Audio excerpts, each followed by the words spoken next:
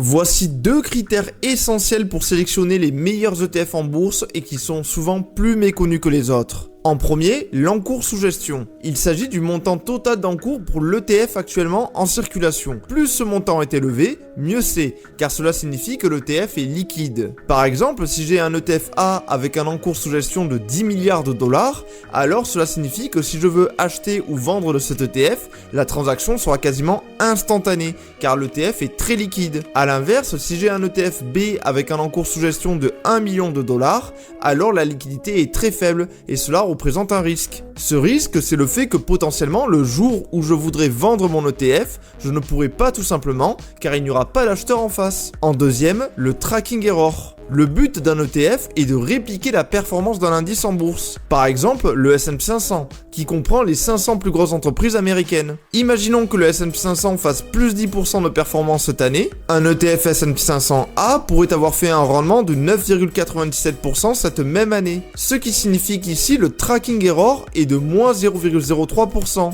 qui est la différence entre la performance de l'ETF et celle de l'indice. Et bien évidemment, notre but à nous, c'est que l'ETF reproduise la performance de l'indice avec le plus d'exactitude possible. Il y a encore bien d'autres critères pour les ETF que nous verrons ensemble dans d'autres vidéos. Mais en attendant, commente ou envoie-moi par message privé ETF et je t'enverrai une vidéo avec une liste du top 15 des ETF sur PEA.